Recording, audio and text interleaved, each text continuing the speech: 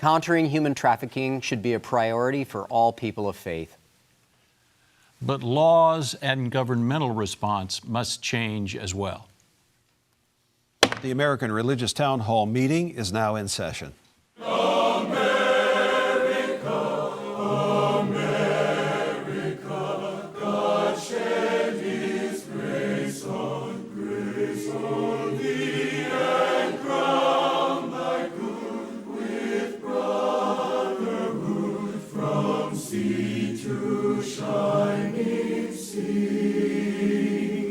Welcome, friends, to the American Religious Town Hall meeting, where the discussion of religious, political, and social issues is meant to promote the cause of religious freedom and to help us better understand each other.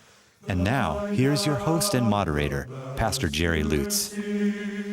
Thank you for joining us today. I'm so glad you're here for this important discussion. Human trafficking is indeed a serious problem. We're going to try to tackle that subject today around the table. But before we get started, I'd like for the panelists to introduce themselves. Let's begin with the gentleman to my right, then we'll work our way around the table. Thank you. My name is Canon John Peterson. I'm an Episcopal priest, and I'm canonically resident of the Diocese of Washington, D.C. I'm Tony Matthews, and I'm the senior pastor at North Garland Baptist Fellowship in Garland, Texas. I'm Tom Plumbley. I'm a minister in the Christian Church Disciples of Christ. I serve as senior minister at First Christian Church, Fort Worth, Texas. My name is Andrea Luxton. I'm president of Andrews University in Berrien Springs, Michigan, which is affiliated with the Seventh-day Adventist Church. Hi, I'm Carl Trovall. I'm the Richard J. Dinda Professor of Lutheran Identity and Mission at Concordia University in Austin, Texas. I'm Rabbi Dan Levin. I'm the senior rabbi at Temple Bethel of Boca Raton, Florida. All right, thank you very much for everyone being here today. So glad you can see we've got a great panel assembled here. And I know you're looking forward to this discussion. As I said, it's an important one because in June of 2019, Human Trafficking Report said this: the Secretary of State identified the extent of the huge challenge of human trafficking in all its forms. Human trafficking is one of the most heinous crimes on earth. Right now, traffickers are robbing a staggering 24.9 million people of their freedom and basic human dignity. That's roughly 3 times the population of New York City. We must band together and build momentum to defeat human trafficking. That's what the Secretary of State has concluded. Now, in a report titled National Human and Sex Trafficking Statistics, lawyer Jeffrey Nathan provides a window into these horrifying statistics, and particularly sex trafficking. Here are a few of the facts. Since 2007, the National Human Trafficking Hotline has gotten reports of 22.191 sex trafficking cases. That's 22,000 plus sex trafficking cases in the U.S. And since 2016, the National Center for Missing and Exploited Children has estimated that 1 in 6 endangered runaways were likely to be sex trafficking victims. In 2014, the Urban Institute stated that the underground sex slave economy is up to $40 million annually in Denver and $290 million in Atlanta. Another fact, human trafficking earns profit of up to $150 billion per year around the world. And then it is estimated that sexual exploitation can yield a return on investment of 100% to 1,000% for the managers and operators. Nathan speaks of the legal actions that can and are being taken in response to this industry. He also encourages personal action. Amongst personal recommendations, he identifies one relevant to this panel. Work with your local religious organizations to stop human trafficking in your community. Support a victim service provider and/or spread awareness of the problem. He says, with this information in mind, the panel today is we're going to be asking, with that information in mind, these 3 questions. First of all, does your religious organization or local faith community model an approach to this problem?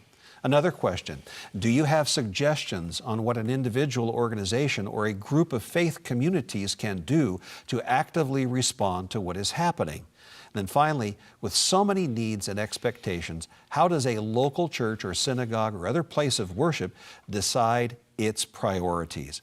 Now, this is the serious topic we have before us today. And again, thank you, panelists, for being here. Let's go back to those who helped to begin the program. Dr. Trovall, you started with an opening statement. Could you tell us more of your thoughts, please? Sure, be happy to. We first encountered human trafficking as an issue as a university because we pick a freshman book every year. And a number of years ago, we picked one that talked about human trafficking all over the world to make both ourselves aware as well as our students aware. And I think that the faculty had their eyes opened as much as the students did.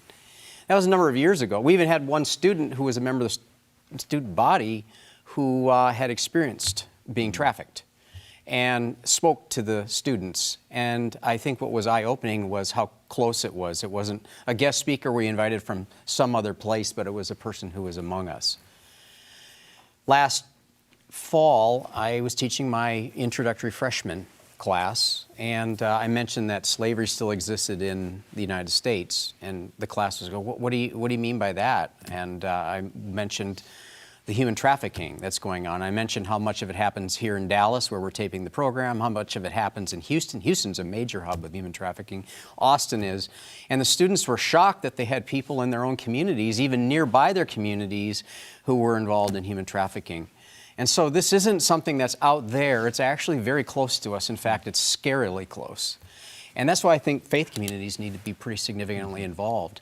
And I think one of the first steps for anyone is to learn indicators of trafficking. When you notice odd behavior or people who are behaving in ways that they appear to be trapped, or say that they're living with their employer, or there are any number of things that one can ask people that can be fairly innocuous, but it may be a warning sign. And I've heard any number of stories of people being helped just because someone took the care to ask the question. But of course, if we're not aware of the questions to ask or even aware that it's present, it's hard to move forward. And so I would say it's important for communities. I have a list of suggestions, but I'd let the rest of the people respond. We'll come back to that then. Yeah. Yes, Reverend Plumbley, your comments and further comments on your opening statement.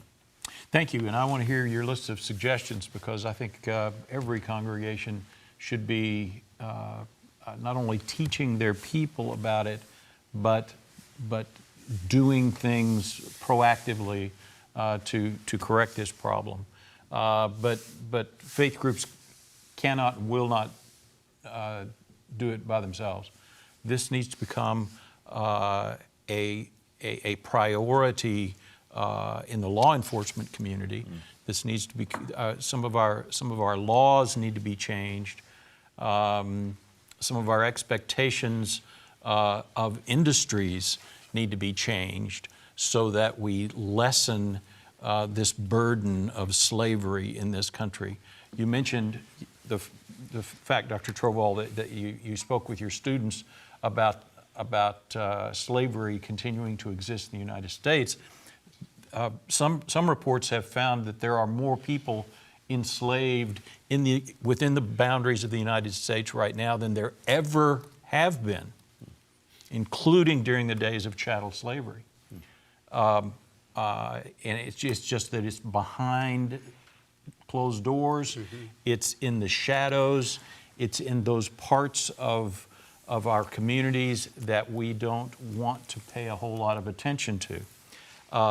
And government and law enforcement need to be involved in bringing those out. One of the things, let me just suggest, well, two things. One is that I think law enforcement personnel can be some of the primary teachers of our congregations and of the community at large, of school students and everybody else. They can be some of the primary teachers of what the signs are and of where to look and what people ought to look for if they're wanting to stop human trafficking. But just one law that ought to be considered that I think would help immensely, and that would be to have industries disclose simply the steps that they are taking to address trafficking within their industry. Because some industries they just seem to go on and on and on, and people kind of have an idea that that might be an industry in which a lot of this problem is located.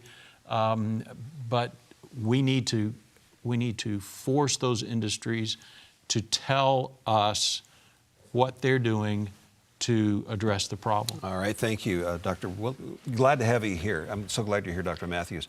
What is your thought on this subject, please? Well, this is it's so sad, and 24.9 million people, $150 billion. It's a crisis beyond proportion, I tell you. And I as a pastor, I'm sitting here, I read this, and I said, wow, what is our church doing? What can our church do?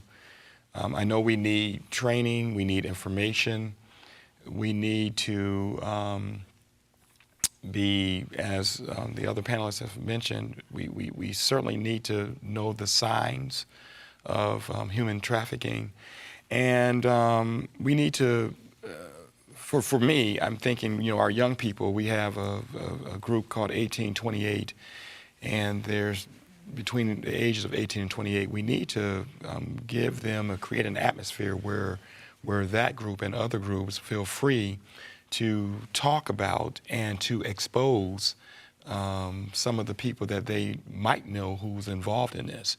And with it being a criminal, this is a crime, a lot of churches perhaps will just sit back and say, hey, this is a something for law enforcement. But when we're talking about human beings being enslaved in this way, I think we all need to just kind of come together and see what it is we need to do. It's just a very sad. And then I ask myself the question, wow, how can this go on? How can we be sitting here and living in this reality where this many people are enslaved? Who's involved? I'll stop there. All right. Well, thank you very much. And Canon Peterson, glad to have you here too. What are your thoughts? Well, your question, of course, is follow the money. And as Tom said last week, and certainly this is a critical issue that only gets larger. It is not decreasing in size, but it's getting larger and larger. I can say that the Episcopal Church is taking a very strong position on this. And the basic core of our decision, the church's decision to do this, is because each person who is being trafficked is a human being. And each person who's being trafficked is created in the image of God. And if we do not have something to say about that, and if the church does not take a strong stand on that, I mean, what else is more important? When violence, when slavery is just a part and parcel of what's going on here. And so our church has taken a very strong stand, both from the point of view of being created in the image of God, but human rights, global health risk, organized crime, and the impact that it has on the victims as well as the victim. And so all these things are part of the church's plea to civil authorities to work on this problem. Thank you very much. Dr. Luxton, what are your thoughts on this important subject? Yeah, and sad subject, by the way, yes. I mean, I became, I think, aware of the depth of this, probably myself only a few years ago. We have a social consciousness summit on campus each year, and the graduate students chose this as the focus. And here we are, rural Michigan, and you look at how much is around us. Surely not that much. Small cities somewhere around us, but huge problem. And you think, wow, this is terrible. The statement we read, human trafficking is one of the most heinous crimes on earth from the Secretary of State. It's also one of the most heinous sins on earth, as far as I'm concerned, I think. And I don't see how as communities of faith we can walk away with it and say it's not our business, because of the reasons we've already mentioned. All of the individuals engaged in this, they are created in the image of God, as we've said. Imagine the number of people involved in this. If a hurricane hit or anything else happened in the United States that impacted the number of people that are impacted by this each year in the United States, it would be a state of emergency. Everyone would be running around doing something about it. But because this is more hidden, it's much easier to turn a blind eye to it. And it seems that we have a responsibility to put this onto the surface, to keep it onto the surface, to make sure people are actually fully aware. Because in our community, people were not aware. And I'm pretty sure if I went back to our community now, many would have just, it's gone. Because this was a few years ago. And the criminals are probably glad that you're not aware, so to speak. Exactly. Because they hide in the shadows then. Exactly. They're able to get away with that. Exactly. So raising the awareness is what you're suggesting. Absolutely, got to raise the awareness, keep the awareness out there, call it out for what it is, and make sure people are aware of it and are not going to put up with it, really. All right, thank you. Rabbi Levin, your thoughts, please. Well, I agree with everything that's been said. I think there are really two things that faith communities need to do. One is to promote awareness. Every year, the women's group, our sisterhood, has a women's Seder in advance of Passover, using the themes of the Seder to advance issues. And several years, they've had human trafficking as the theme of that Seder, which brought awareness to hundreds of people in the congregation so that we were aware. And to talk about and bring training programs to members of the community so that they know how to spot the symptoms and the warning signs, and to keep amplifying that message. If you see something, say something. At the same time, I think what communities of faith can do is to try to change the culture around seeing people as objects. I think our culture has focused so much on the objectification of the human being and the almost ultimate pursuit of individual need and want. And I think that the more that faith communities can push hard against that trend in society and to help people start seeing, exactly as was said before, the idea that a human being is of ultimate and infinite value, created in the image of the Holy One, and not as an instrument of someone else's need, want, or desire. I think the more that we can keep trying to change the culture around the objectification of human beings, we may begin to see some sense of progress. But ultimately, this is a scourge that needs our constant focus and diligence. Lastly, I think faith communities can help to lobby their political leaders to make this a priority as well. All right, thank you. Reverend Plumbley, you indicated you have another thought to share. Yeah, just on the general theme that this is a growth industry. A criminal growth industry, far more than drugs. In fact, the drug dealers and drug cartels are turning to trafficking, and not that they're getting out of the drug business, but it's a lot easier. It's a lot easier to traffic human beings than it is drugs, and there are a lot of advantages. You know, the profits accrue very quickly. There's a surplus of potential slaves. There's very little cost on the front end of getting the product. The product is easy to dispose of if you're about to get caught. The product is much easier to transport because a human being can be made to wave at the person at the border, and the person at the border sees drugs, and they're going to respond.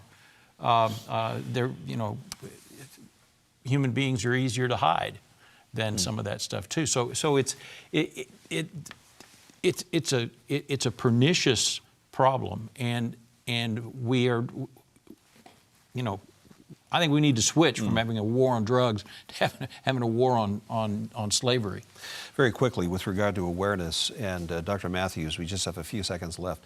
would you suggest that preachers ought to be preaching about this? Speakers in their congregations literally make this a matter of... Without a doubt. Yeah. Without a doubt. I think, the message that comes from the pastor, the priest, whoever is the ministerial authority there, has a lot of weight, and I think we should certainly preach on it, make people aware of it, and even have, if you have video clips in your church service, just have some times when that can get out there.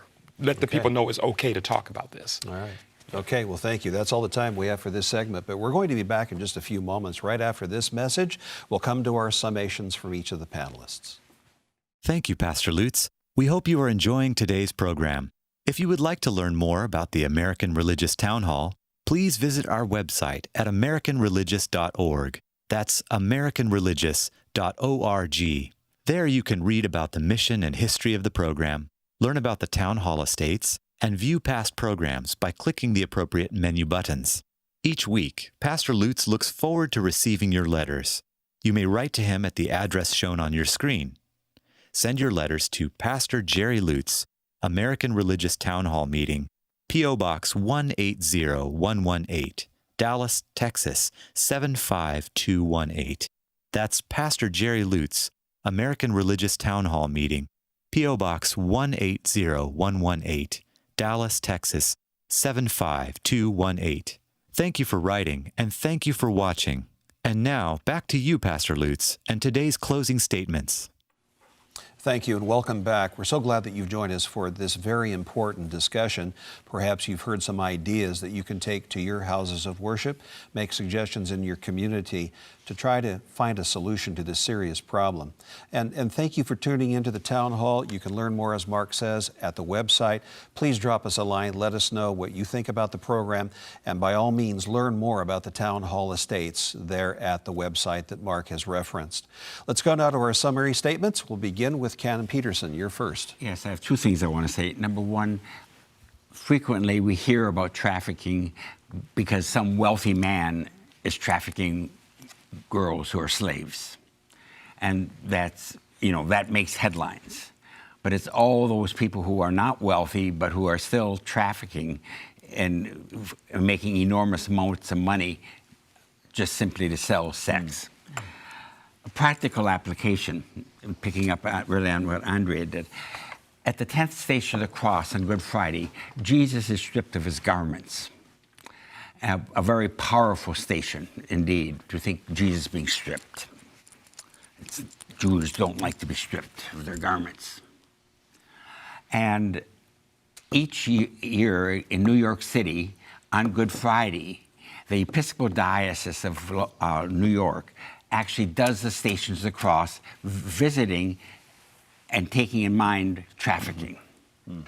And they go to places like shelters and service providers for homeless youths, a strip club, an area of the Bronx known as the street for it's known for its street prostitution, for human trafficking intervention court in the Queens, at Kennedy Airport, and a hotel in Brooklyn known for its commercial sex trade. That's where the Stations of the Cross are. All right, thank you. Reverend Plumbley, your summation.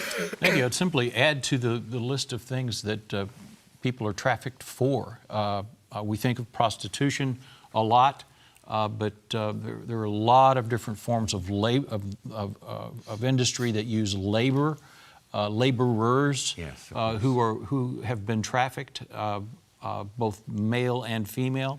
The domestic servitude industry, and soldiers. In many parts of the world, soldiers, particularly child soldiers, are human beings that have been trafficked. All right, thank you, Dr. Trovall. The national hotline, if anyone needs help, it's 1-888-373-7888. I encourage people to use that hotline if they have any concern or possibility that someone might be trafficked, or if you are being trafficked yourself. The other thing which you're touching on, but being an informed consumer is critical, because I know we often as Americans love the cheapest price.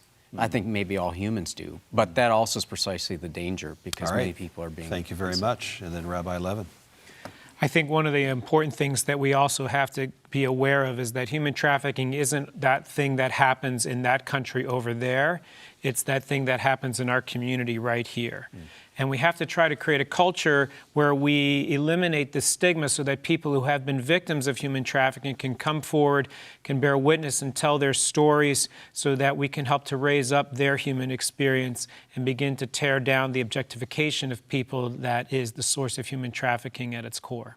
Thank you very much. And now Dr. Luxton. I'd like to look at the third group here. We've talked about the traffickers, we talked about the victims, but there are the users in the middle, the people that actually allow this to happen in many ways. And it's so easy for that group to think, well, it's not that big a deal. It's just part of what is happening out there.